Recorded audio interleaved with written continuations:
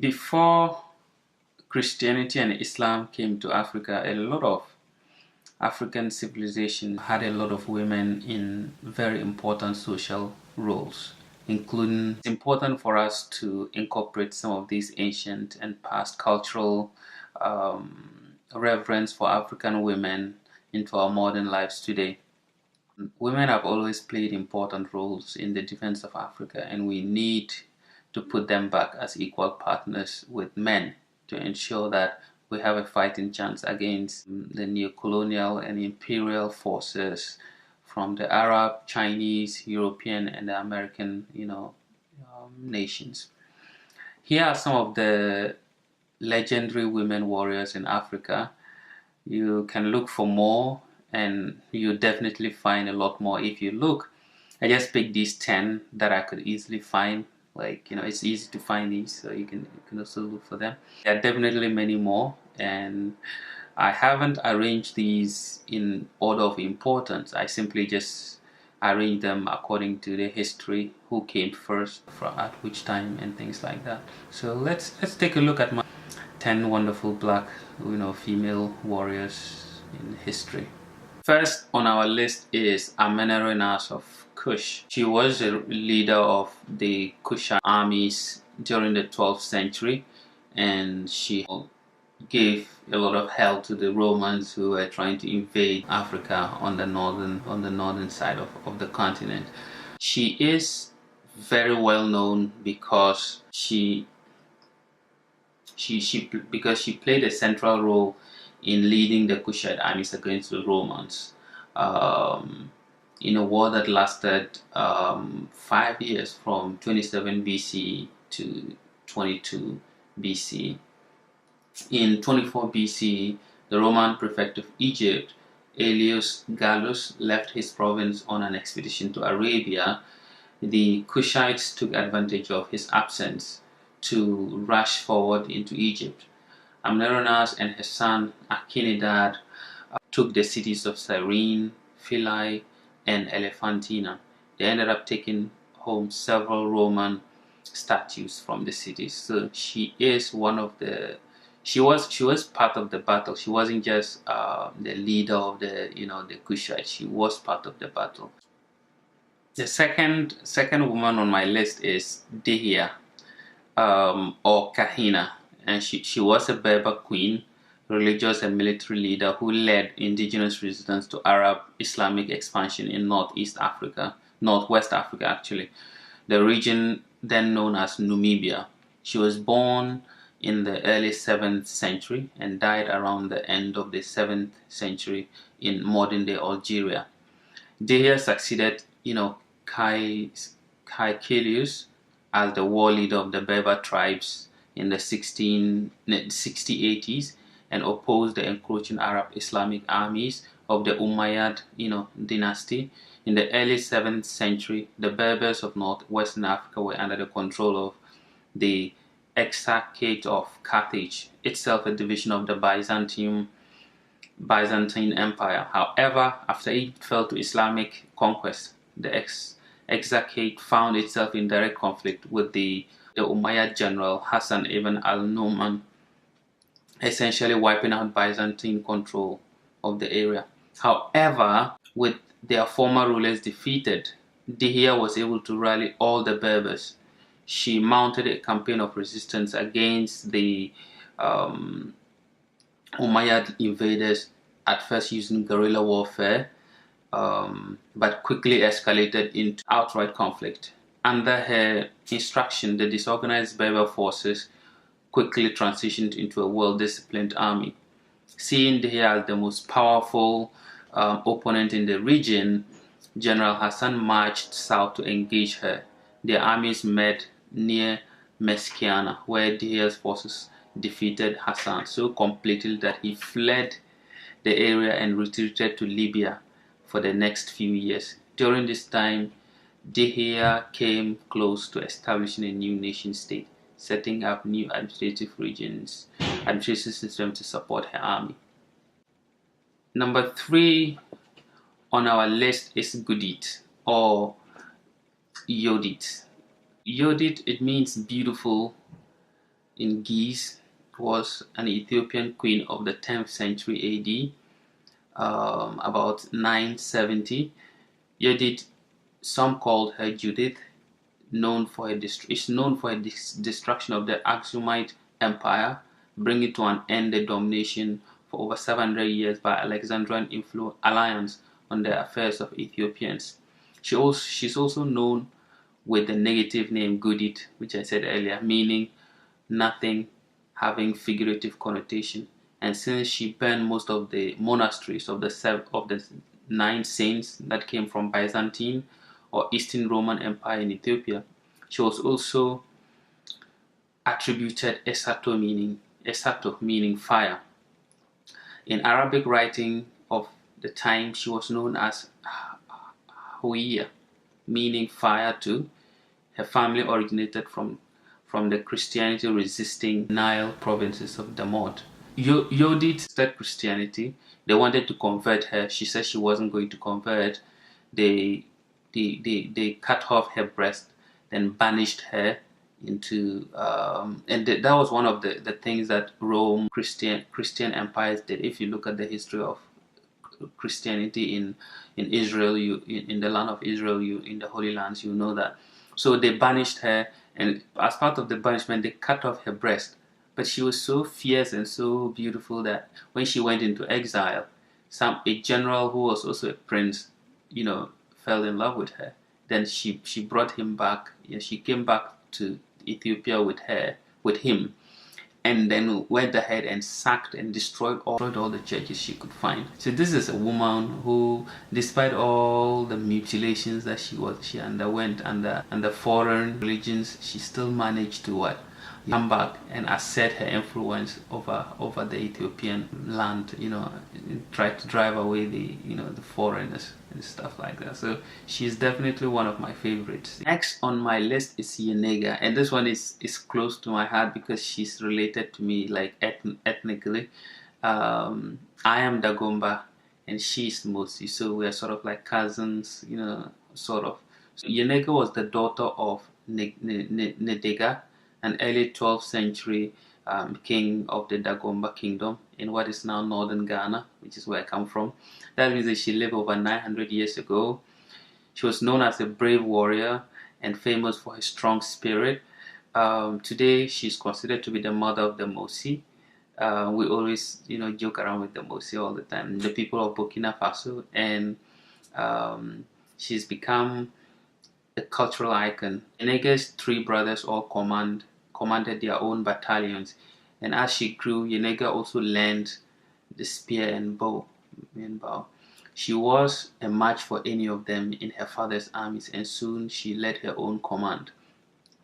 She led her army to success in many battles, especially against the neighboring Malinke people. Across the land, she became known for her skills in battle, becoming tall and slim, and sometimes mistaken for a man when she rode with her battalion in battle clothes. She was so important to her father's battle plans that when she reached the age where most of her friends were getting married, he banned her from doing so. Yenega continued to be obedient to her father, but she was tired of being in battles all the time and wanted to fall in love and marry, like so many of her friends had. No matter how much she asked, her father continued to refuse her this request. One story tells us that Yenega planted some wheat outside of her father's house. When the wheat grew, instead of harvesting it, she let it rot, wither, and die. When her father angrily asked her why she had done this, she told him that he was letting her rot just like the wheat had done. So apparently, he wasn't happy that she had spoken to him so boldly, and some stories say that he imprisoned her. Whether or not she was imprisoned by her father, very soon she escaped and disappeared into the forest, on her stallion, dressed as a man, so she wouldn't be so quickly found. No one knows for sure how long she was there, but some point that she met a well-known elephant hunter called Reale. He soon discovered that she was a woman and a skilled hunter as well. Soon romance blossomed between them, and they had a child. They called the child Ouedraogo, which means male horse or stallion. It's a tribute to the horse which had taken Yenega into the forest where she met Reali. Ouedraogo grew to become an important, leader, and he founded the modern day Mosi Kingdom. Today in Burkina Faso, across the region, you have Yenege statues all over the place. Her legacy remains very intact, and she's one of my favorite people because she's close to my heart. She's close to my ethnic group. So I'm proud to say that we have some female warriors in the ethnic line. The next on our list is Amina of the Zazao, Caliphate, the modern day Zaria. So she was a Muslim, warrior and queen of Zazao, now Zaria, in what is now northwest Nigeria. One of the earliest mentions of her is from a historian called Mohammed Bello in his history book Ifaq al-Maisur, composed around 1836. He writes that she was the first to establish government among them, and she forced Katsina, Kano, and other regions to pay tribute to her. Known as a great military strategist, the cavalry-trained Queen Amina fought many wars that expanded the southernmost Hausa kingdom. She was also said to have taken a lover from among the conquered people each time after battle, to have killed or castrated him in the morning following their night together. Queen Amina is a legend among the Hausa people for her military exploits. She controlled the trade routes in the region, erecting a network of commerce within the great earthen walls that surrounded Hausa cities within her dominion. According to Kano Chronicle, she conquered as far as Nupe and Kwarafa, ruling for 34 years. The next person on our list is very popular among African Afrocentrists and Afropolitans, so I'm not going to spend much time on her. The next is Nzinga, Queen Nzinga of Ndongo and Matamba. She was a ruthless and a powerful, leader in the 17th century kingdoms of Ndongo and Matamba, modern day Angola. She was fearless and cleverly fought for the freedom and stature of her kingdoms against the Portuguese, who were colonizing the area at the time. She's born as a princess among the Mbuntu or Ambundu group of the Ndongo Kingdom in Central West Africa region, now known as Angola. Though she resisted Portuguese colonial occupation of Central West Africa for over a decade, she officially ruled Ndongo from 1624 to 1663. So, a lot of people know a lot about her, so I wouldn't spend much time. But she is very, powerful. The popular story about her was when she went to meet the Portuguese, they tried to disrespect her by giving her a mat instead of a stool. She ordered one of her servants to squat, on force so that she could sit. That's the most popular thing. I mean, I guess it's not that if you are among the masses, it might not be that inspiring that she ordered one of her servants to be on all fours. But she is such an interesting figure, in terms of displaying power, and things like that. So she's an interesting figure. Anyways, the next person on our list is a warrior who fought a different kind of war. It's Harriet Tubman. So Harriet Tubman, was an American abolitionist, a humanitarian, and an armed scout and spy for the U.S. Army during the American Civil War. She was born into slavery. She escaped and subsequently made 13 missions to rescue approximately 70 enslaved families and friends. The network of anti-slavery activists and safe houses known as the Underground Railroad. She later helped abolitionist John Brown recruit men for his raid on Harper's Ferry, and in the post-war era was an active participant in the struggle for women's suffrage. In honor of her courageous efforts to rescue her family and friends from slavery, abolitionist William Lloyd Garrison named her Moses, alluding to the prophet in the book of Exodus who led the Hebrews to freedom from Egypt. She was such an important figure, and a lot of people didn't know much about her. First of all, there's so much emphasis on men as opposed to women, and what she was doing was also underground. This is from Frederick Douglass. When she asked him for a recommendation, and this is what he wrote: "You ask for what you do not need when you call upon me for a word of commendation. I need such words from you far more than you need them from me, especially where your superior labors and devotion to the cause of the lately enslaved of our land are known as I know them. The difference between us is very marked. Most of most that I have done and suffered in the service of our cause has been in public, and I've received much encouragement at every step of the way. You, on the other hand, have labored in a private way. I've wrought in the day, you in the night. The midnight sky and silent stars have been the witnesses of your devotion to freedom and of your heroism, excepting John Brown of sacred memory. I know of no one who has willingly encountered these perils and hardships to serve our enslaved people than you have." So what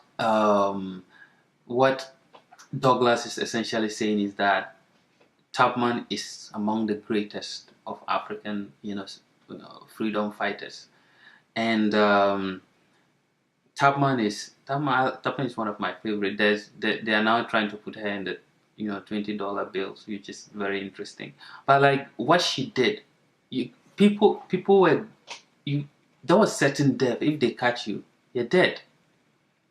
She braced this and went back again and again and again and again to rescue enslaved people. Next on our list is Yaa Asantewaa, of course, another one close to my heart because I'm from Ghana, and Yaa Asantewaa is from the present day Ghana, from the Ashanti Kingdom.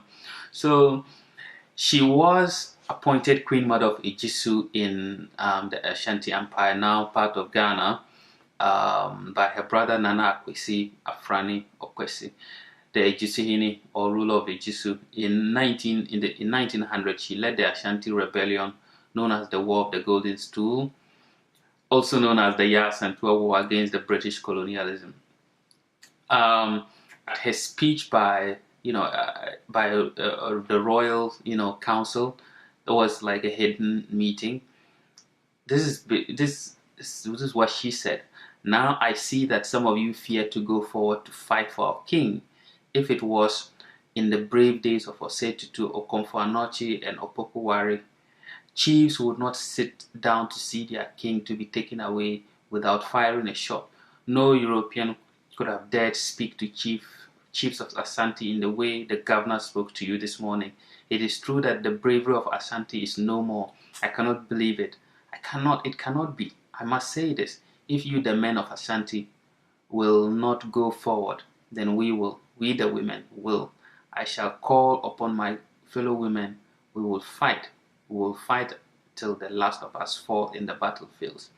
So what she was responding to was that because the governor had captured and exiled the Asantehene to Seychelles Island, he was demanding that they give the golden stool in exchange. And so he was basically treating the Ashanti like nothing. And that's why Yaa Asantewaa was very angry with that type of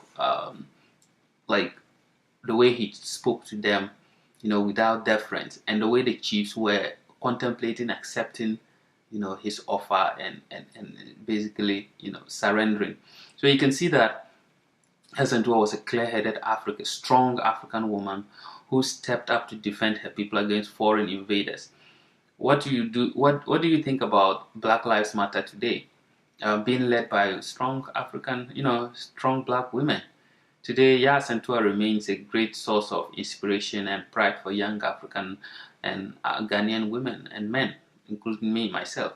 Even though the British historians tried to call the war of the Golden Stool, we in Ghana rightly call it the Yaa Asantewaa War, to give reverence to the brave woman who initiated the war. Without her, there would have been no war. So forget about all these funny things about gold. The Golden Stool was not the biggest deal in the war. It was Yaa Asantewaa. So it's a Yaa Asantewaa War. It's not the War of the Golden Stool. Next on our list is Taitu Betul. She is one of my favorite, actually, if not my favorite. You would understand why. She was born in 1851. She was the Empress Consort of the Ethiopian Empire and the third wife of Emperor Menelik II of Ethiopia. She founded Addis Ababa, Ethiopia's capital city, now the headquarters of the African Union. If you know anything about African interaction with European in the 1800s, you know that things did not go well for most Africans. Time and time again, a European so-called ally nation would just happen to witness some malady before one of their new African buddies. And as a good neighbor, the Europeans would then prescribe their traditional folk remedy, military invasion. And so, time and time again, African armies would go up against European ones and lose. But not in Ethiopia. When its ally, Italy, began invading, Ethiopia defeated them in battle, and in so doing, made Italy collectively lose its mind. And this crushing victory, in large part to the foresight, skepticism, and the insight of Taitu Betul. She's the reason why Ethiopia is the only country on the African continent which didn't suffer foreign rule during the recent European division of Africa. She is the reason why Ethiopia. We have so much pride in Ethiopia. She is. So we all need to, make sure that we respect our women, and they need to know that they are not meek and weak people. They are strong. They are from strong, roots, and they can defend the continent along with all of us. The last on our list is Ida B. Wells, and I specifically picked Ida B. Wells because of the current issue that is going on with Black Lives Matter. A lot of people know about Wells, but I included her in this thing, for that particular reason. She was born in 1862. She was an African-American photojournalist, newspaper editor, suffragist, sociologist, and an early leader in the civil rights movement. She was one of the founders of the NAACP, National Association for the Advancement of Colored People, in 1909. Ida was tough, she was tough from the get-go. When at age 16, her parents died from a yellow fever epidemic. She rolled up her sleeves, got a job, and worked to keep her siblings out of foster care. Foster care is terrible. Nobody should ever allow their children, and this warrior, black woman, fought to keep her siblings out. At age 21, the conductor of a train on which she was a passenger ordered her to vacate her seat so that a white woman could use it. Ida refused. When the conductor tried forcibly removing her, she hooked her feet into the chair and refused to budge. When he tore her sleeve in the attempt, she scratched at him and bit him. When a gang of men finally removed her from the car, she sued the entire train company and won. Though, so she was fine. There were illegal shenanigans which led her to losing the case. But Ida won, and it was part of these reasons why the Jim Crow laws were legalized and instituted in the South, so that black people would legally be able to be removed from cars and things like that. And she was a journalist. She was one of the people who recorded lynchings. Like, she wrote about it. Just like right now, the mainstream media don't want to talk about black issues, or things like that. She made sure that all the lynching stories, she wrote about them. So she is an inspiration to a lot of young black women and men today. you know. And as we can see, the Black Lives Matter is mainly led by women. The killing is mainly black men, though some black women have been killed, but our women are standing up defending us.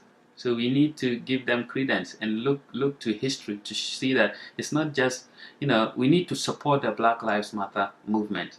You know, there need to be some more formalizing of the movement, but like there are people like, you know, Ida B. Wells who serve as inspiration to today's young women in our society. So that's my list of 10, you know, African, you know, warrior princesses, who serve as inspiration to me and to other, you know, young black people all over the world.